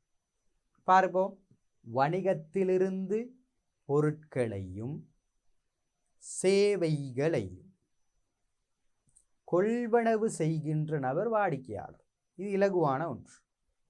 இவர் மூலம் வணிகம் ஒன்றின் நிலைப்புத்தன்மை நிர்ணயிக்கப்படுகிறது. வணிகம் ஒன்றின் நிலைப்புத்தன்மை என்றால் என்ன?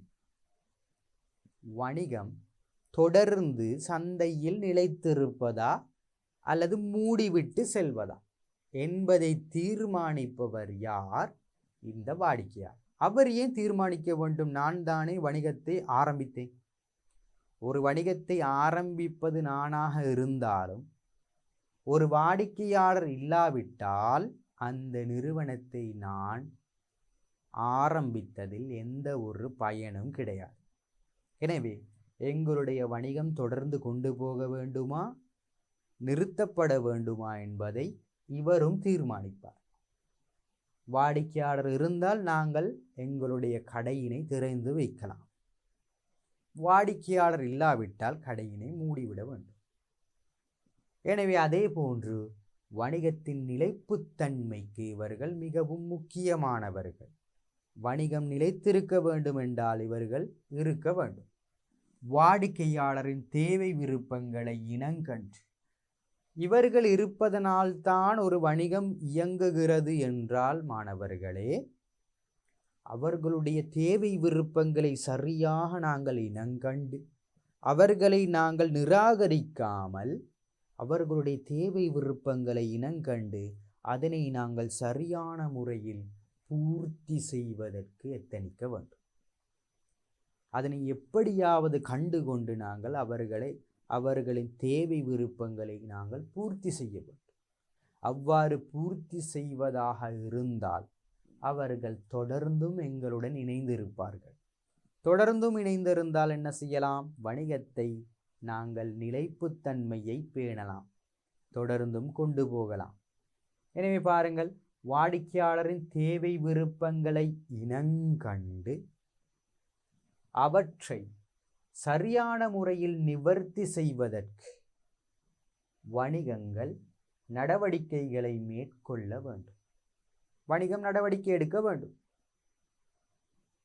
வாடிக்கையாளர் கொள்வனவு செய்யும் போக்கினை மாற்றிக்கொண்டால் அது வணிகத்தின் செயற்பாட்டில் தாக்கத்தினை ஏற்படுத்தும். அவர்கள் கொள்வனவு செய்யும் போக்கு என்றால் என்ன? ஒரு காலத்தில் அவர்கள் எங்களுடைய பொருள் சிறந்த ஒரு பொருள் என்று தொடர்ந்தும் கொள்வனவு செய்யலாம். நிறுவனத்துக்கு அது சாதகமாக அமையும். இந்த பொருளில் ஏதேனும் ஒரு மாற்றத்தை நான் கொண்டு வந்தால், சுவையில் ஒரு மாற்றத்தை ஏற்படுத்தி விட்டேன்.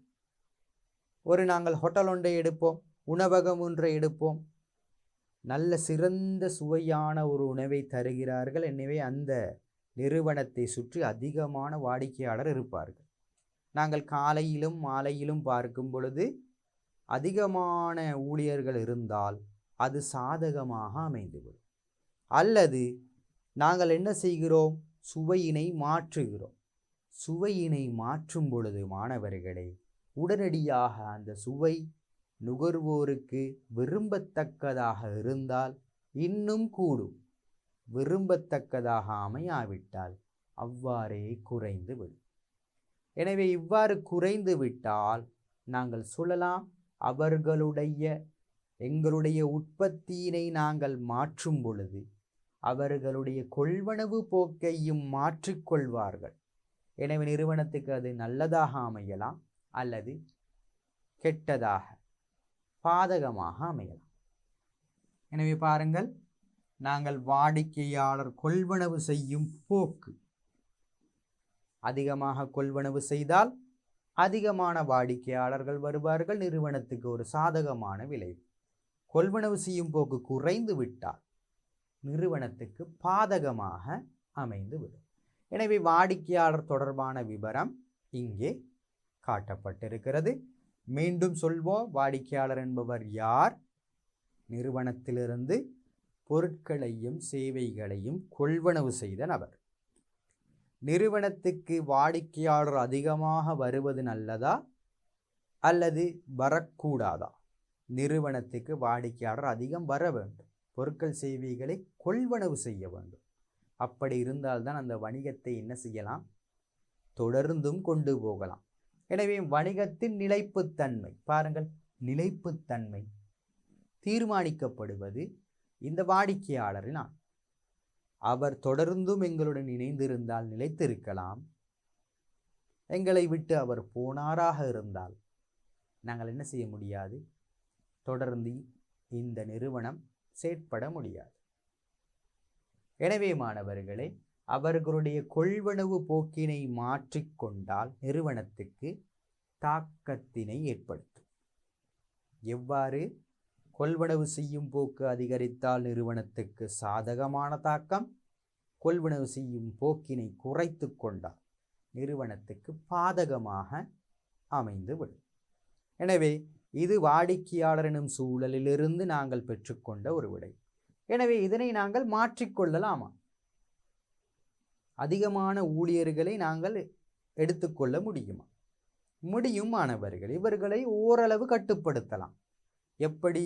சுவையான பொருளை, தரமான பொருளை நியாயமான விலையில் நாங்கள் நுகர்வோருக்கு வழங்கினோமாக இருந்தால் அவர் தொடர்ந்தும் இணைந்திருப்பார். எனவே எங்களுடைய கவனம் அவர்களுடைய தேவை விருப்பங்களை முறையாக நிறைவேற்ற முடியுமா என்பது. அவ்வாறு நிறைவேற்றினால் இவர்கள் இணைந்திருப்பார்கள். நாங்கள் அவர்களை கேர் பண்ணுவது இல்லை, நாங்கள் அவர்களை கவனத்தில் கொள்வது இல்லை என்று வைத்து கொண்டால் அவர்கள் எங்களை விட்டு போய்விடுவார்கள். எனவே எங்களுக்கு அவர்களை என்ன செய்ய முடியாது? மீண்டும் எங்களுடைய வணிகத்தின் பால் இழுக்க முடியாது. சரியா மாணவர்களே? அடுத்த விடயம் வழங்குனர். வழங்குனர் என்பவர்களை நாங்கள் பார்த்திருந்தோம். நிறுவனம் என்ன செய்யும்? மூலப்பொருட்களை வாங்கலாம் அல்லது போக்குவரத்து சேவையினை அல்லது துணை சேவைகளை பெற்றுக்கொள்ளலாம். எனவே மூலப்பொருட்களை அல்லது போக்குவரத்து போன்ற பல்வேறு சேவை வசதிகளை வழங்கியவர்களுக்குத்தான் நாங்கள் சொல்லுவோம் வழங்குனர் என்று. வழங்கியவருக்குத்தான் நாங்கள் சொல்லுவோம் வழங்குனர் என்று. மூலப்பொருட்கள் மற்றும் சேவைகளை தொடர்ச்சியாக உரிய நேரத்தில் பெற்றுக்கொள்ள இவர் உதவ வேண்டும். நாங்கள் வழங்குனரிடம் என்ன செய்கிறோம் மாணவர்களே? பொருட்கள் சேவைகளை நாங்கள் தொலைபேசி மூலம் கேட்கிறோம். அவர் குறிப்பிட்ட நேரத்தில் அந்த பொருளை கொண்டு வந்து தந்தால் நிறுவனத்துக்கு அது சாதகமாக அமைந்துவிடும். அவர் கேட்ட நாள் இன்றாக இருந்து அவர் கொண்டு வந்து தரக்கூடிய நாள் ஒரு கிழமைக்கு பின்னராக இருந்தால் அது எங்களுக்கு பாதகமாக அமையும். ஏன், எங்களிடம் வாடிக்கையாளர் கேட்டு வந்த உடனேயே அவருக்கு நாங்கள் அந்த பொருளை வழங்க முடியாமல் போய்விட்டது. எனவே மூலப்பொருட்களை நாங்கள் முடிவுப் பொருட்களாக மாற்றிதான் அவருக்கு கொடுக்க வேண்டும். எனவே அவர் எவ்வளவு சீக்கிரம் கொண்டு வந்து தருகிறாரோ அவ்வளவுக்கு வணிகத்துக்கு சாதகமாக அமையும்.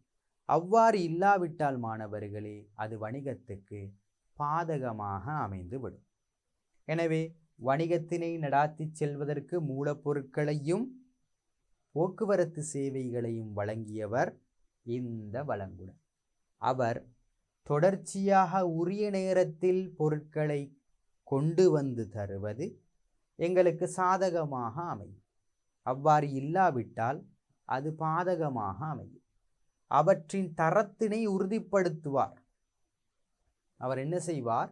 அவர் கொண்டு வந்து தரக்கூடிய பொருளின் தரம், அதாவது அதன் குவாலிட்டி என்று சொல்லுவோம், அந்த தரத்தினை அவர் உறுதிப்படுத்தினாராக இருந்தால் அது நிறுவனத்துக்கு சாதகமாக அமையும். அவ்வாறு இல்லாவிட்டால் அது பாதகமாக அமைந்து விடும்.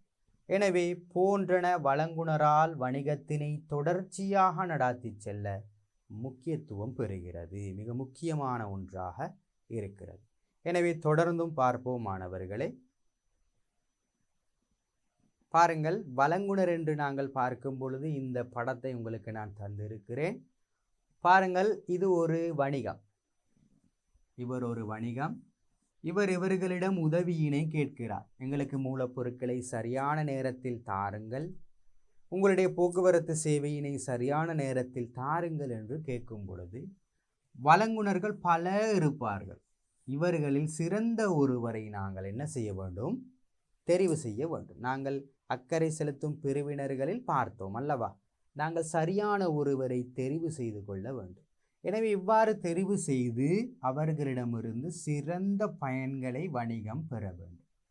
அவ்வாறு பெற்றால்தான் வணிகத்தை வெற்றி பாதையில் கொண்டு செல்லலாம், நிறுவனத்துக்கு சாதகமாக அமையும். பாருங்கள், ஒரு வணிகம் ஒரு வழங்குனரிடம் பொருட்களை கொள்வனவு செய்யும் பொழுது அந்த நபர் என்னென்ன விடயங்களை கேட்பார்? உங்களுக்கு என்ன வகையான மூலப்பொருள் தேவை? சொல்லிவிட்டோம். எங்களுக்கு A4 ஷீட் ஒரு 100 கட்டுக்கள் எங்களுக்கு வேண்டும். எனவே அந்த மூலப்பொருட்கள் வகை, அதன் குறியீடு அனைத்தும் இருக்கும். அதனை நாங்கள் அவர்களுக்கு கொடுக்க வேண்டும். எவ்வளவு வேண்டும்? பொருளின் வகை A4 என்றால் எவ்வளவு வேண்டும்? அவர் சொல்லுவார், எங்களுக்கு 100 பெக்கெட்டுகள் வேண்டும், 100 கட்டுக்கள் வேண்டும் என்று நாங்கள் சொல்ல வேண்டும். அப்பொழுதுதான் அதனை அவர் சரியாக அனுப்புவார். அதே போன்று கிடைக்க வேண்டிய நேரத்தை கேட்பார். காலம், உங்களுக்கு எந்த காலத்திற்குள் இதனை பெற்றுக்கொள்ள வேண்டும். காரணம் என்னவென்றால் இவருக்கு பல கட்டளைகள் எடுத்திருப்பார், ஓர்டர்ஸ் எடுத்திருப்பார். எனவே அனைத்தையும் உடனடியாக அனைவருக்கும் வழங்க முடியாமல் இருக்கும். நிறுவனம் சரியாக அதனை சிந்தித்து எங்களுக்கு இந்த காலத்தில் எங்களுடைய பொருட்கள் அனைத்தும் முடிந்துவிடும், தயவு செய்து அனுப்பிவிடுங்கள் என்று ஒரு காலத்தை சொல்ல வேண்டும். அதே போன்று கடன் நிபந்தனைகள், அதற்கு நாங்கள் எப்படி பே பண்ணுவது, எவ்வாறு நாங்கள் அதன் பெறுமதியை உங்களுக்கு தருவது என்பதை நாங்கள் இவரிடம் பேசிக்கொள்ள வேண்டும். கடன் அடிப்படையில் தருவாரா, எவ்வாறு மாதம் கட்ட வேண்டும், அல்லது ஒரே அடியாக நாங்கள் கட்ட வேண்டுமாக இருந்தால் உங்களுடைய விலை என்ன, கழிவுகள் என்ன என்பதை நாங்கள் இவரிடம் கேட்டுக்கொள்ள வேண்டும். எனவே மாணவர்கள், இது நான் மேலதிகமாக தந்த ஒரு விடயம்.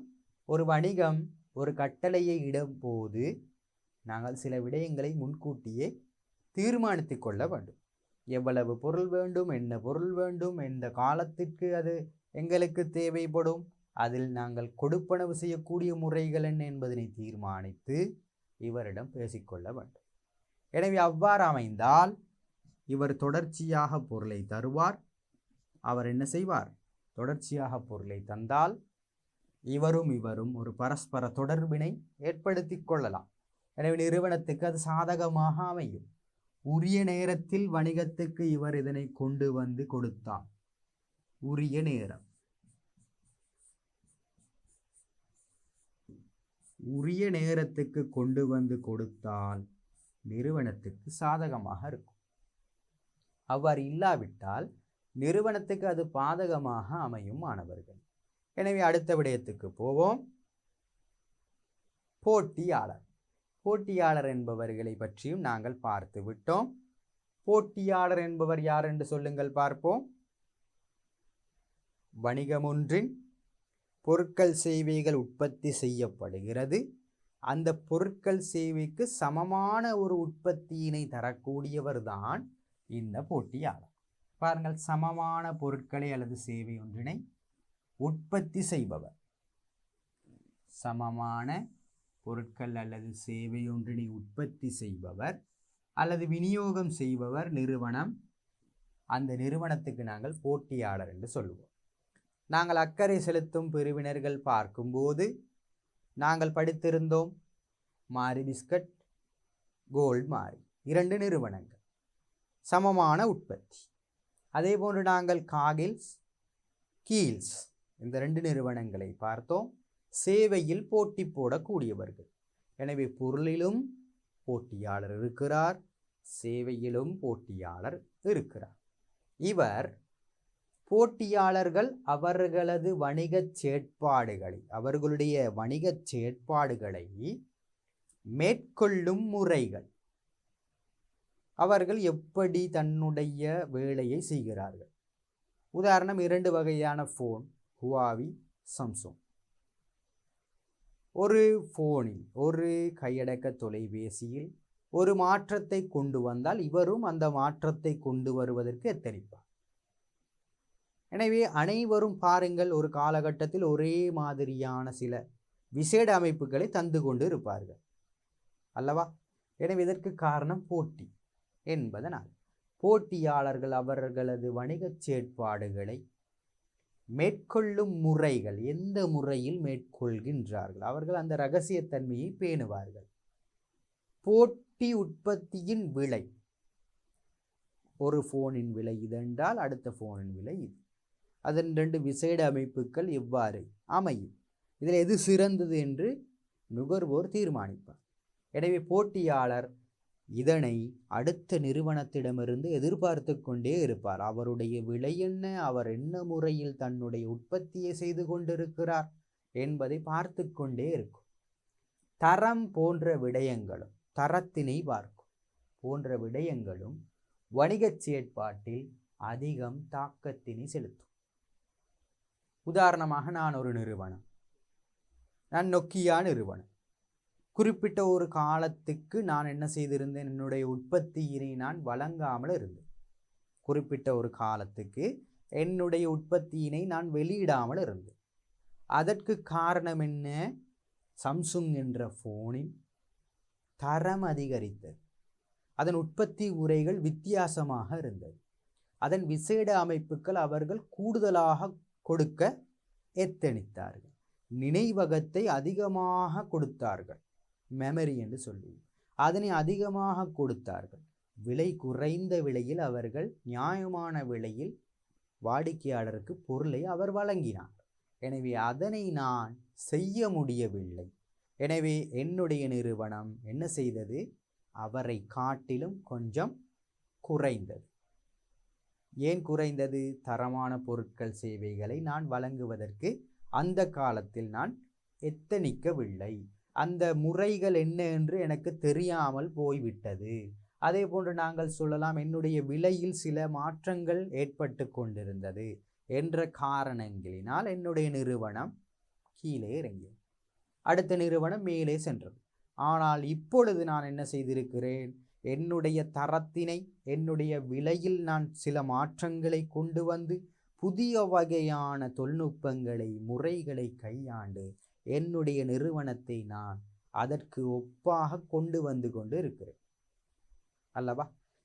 எனவே நான் இதனை வைத்துக்கொண்டு உங்களுக்கு சொல்லலாம், என்னுடைய வணிகம் ஏனைய வணிகத்தோடு ஒப்பிடும் பொழுது நாங்கள் என்ன செய்து கொள்வோம்? இந்த விடயங்களை கவனத்திற்கொள்ள வேண்டும். எனவே அது எங்களுடைய நிறுவனத்துக்கு சாதகமாகவோ பாதகமாகவோ என்ன செய்யலாம்? அமைந்து விடலாம். எனவே மாணவர்களே, உங்களுக்கு விளங்கி இருக்கும் போட்டியாளரின் விலை, உற்பத்தி முறை, தரம் என்பன எங்களுடைய வணிகத்தை பாதிக்கும். எனவே அதில் நாங்கள் கவனத்திற்கொண்டு அவர்களை விட கூடுதலான ஒரு முயற்சியை செய்து எங்களுடைய வணிகத்தை நான் மேல் நோக்கி கொண்டு வர வேண்டும். எனவே இதனால் சாதக தாக்கம் ஏற்படும், பாதக தாக்கம் ஏற்படும். அவர்களுடைய விலை குறைவு, தரம் குறைவாக இருந்தால் என்னுடைய வணிகத்துக்கு சாதகமாக அமைந்துவிடும். அவர்களுடைய விலை நியாயமான விலை, தரமான பொருளை அவர் கொடுக்கிறார் என்றால் என்னுடைய வணிகத்துக்கு பாதகமாக அமைந்துவிடும். எனவே போட்டியாளர் மிக முக்கியமான ஒரு சூழல். தொடர்ந்தும் பார்ப்போம் இந்த போட்டியாளரை பற்றி. மாணவர்களை பாருங்கள். இந்த படத்தை பார்க்கும் பொழுது உங்களுக்கு போட்டியாளர்களை குறிப்பிடலாம். எனவே இது ஒரு சின்ன ஒரு போட்டியை போன்று, நான் கேமை போன்று உங்களுக்கு செய்கிறேன். பாருங்கள், கொக்கோ கோலா இருக்கு. இதன் போட்டி நிறுவனம் ஒன்றை சொல்லுங்கள் பார்ப்போம். அவர் குளிர்பானம் உற்பத்தி செய்கிறார். அதற்கு போட்டியாக நாங்கள் பெப்சியை சொல்லலாம் அல்லவா? மேலும் நாங்கள் என்ன சொல்கிறோம் பாருங்கள். சாம்சுங் என்ற நான் கையடக்க தொலைபேசியை எடுக்கிறேன். கையடக்க தொலைபேசி என்று பொருளை எடுப்போம். அந்த பொருளுக்கு ஒத்த பொருள் ஏதேனும் இருக்கிறதா பாருங்கள். போட்டி பொருள் நான் சொல்லலாம் எல்ஜி சொல்லலாம். அல்லது வேறு என்ன இருக்கிறது? வேறு எங்களுக்கு சோனி என்ற போன் ஒன்று இருந்தால் அதனையும் நாங்கள் எடுத்துக்கொள்ளலாம். போட்டியால் அதே போன்று நான் பிரிண்டர் அல்லது நான் சொல்லுகிறேன் பதிவு செய்யும் இயந்திரம் கெனன் என்று சொல்கிறேன். எங்களுக்கு வேறு என்ன சொல்லலாம்? சொல்லுங்கள் பார்ப்போம். உதாரணத்துக்கு நான் இதை எடுக்கிறேன், தொஷிபா என்று எடுக்கலாம். அல்லது நான் மடிக்கணினிக்கு நாங்கள் தொஷிபா எடுத்தால் டெல்லை சொல்லலாம். இவ்வாறு பல நிறுவனங்களை நாங்கள் சொல்லலாம். காலணிக்கு நாங்கள் சொல்லுவோம் புமா. இதுக்கு நாங்கள் போட்டி நிறுவனம் ஒன்று சொல்லுங்கள் பார்ப்போம். அடிடாஸ் சொல்லலாம். வேறு என்ன இருக்கிறது? நைக்கி இருக்கிறது. இவை அனைத்தும் நாங்கள் போட்டியாளர்கள் என்று சொல்வோம் அல்லவா? எனவே போட்டியாளர்களை நான் உங்களுக்கு இணைத்து காட்டுகிறேன். இவ்வாறு அமையும். எனவே இவ்வாறு நாங்கள் நினைத்து எந்த பொருளை நாங்கள் எடுக்கிறோமோ மாணவர்களே, அந்த பொருளுக்கு ஒத்த பொருள் போட்டி பொருள் என்று நாங்கள் இதில் ஒன்றை எடுத்து சொல்லலாம் அல்லவா? எனவே நாங்கள் எந்த பொருள் என்று பார்ப்போம், அந்த பொருளுக்கு ஒத்த பொருளை நாங்கள் சொல்லலாம். இது ஒரு சின்ன ஒரு செயற்பாடாக நான் செய்த ஒரு விடயம். தொடர்ந்தும் போவோம்.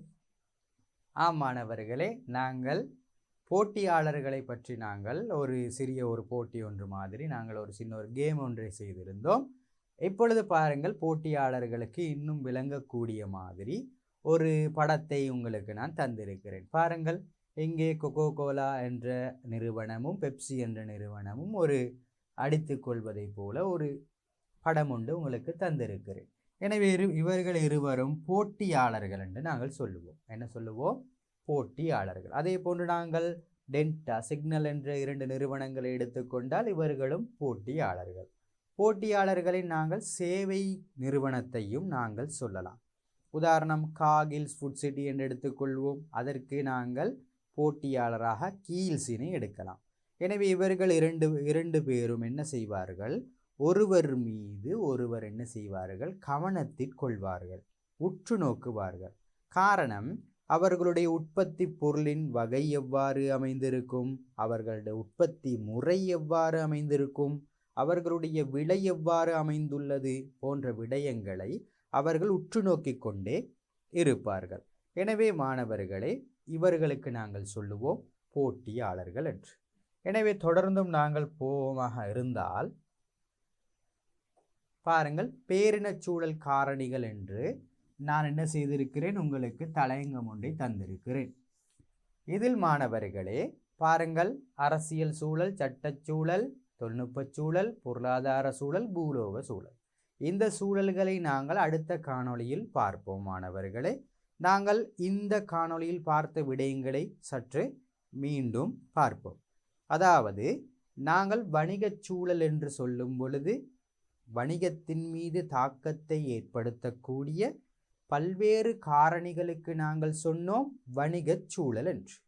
இந்த வணிகச் சூழலை மாணவர்களே நாங்கள் இரண்டாக பிரித்திருந்தோம். ஒன்று அகச்சூழல், இரண்டாவது புறச்சூழல். அகச்சூழலில் நாங்கள் சில விடயங்களை பார்த்தோம். உடைமையாளர், உரிமையாளர் என்று சொல்லுவோம். முகாமையாளர், ஊழியர் என்று நாங்கள் படித்திருந்தோம். அதே போன்று புறச்சூழல் காரணிகள் நாங்கள் பார்த்திருந்தோம். அதில் வாடிக்கையாளரை பற்றி, வழங்குனரை பற்றி, போட்டியாளரை பற்றி நாங்கள் பார்த்திருந்தோம். எனவே இவர்களினால் ஒரு நிறுவனத்துக்கு, வணிகத்துக்கு சாதகமாக அமையும் அல்லது பாதகமாகவும் அமையும் என்று நாங்கள் சற்று பார்த்திருந்தோம். எனவே மாணவர்களை தொடர்ந்து வரக்கூடிய காணொளியில் நாங்கள் பேரினச் சூழல் காரணிகள் என்னென்ன, அதனை எவ்வாறு நாங்கள் வணிகத்துக்கு சாதக தாக்கத்தை ஏற்படுத்துகிறதா, பாதக தாக்கத்தை ஏற்படுத்துகிறதா என்ற விடயங்களை நாங்கள் பார்க்க இருக்கின்றோம். அதுவரையில் நான் விடைபெறுகிறேன். நன்றி, வணக்கம்.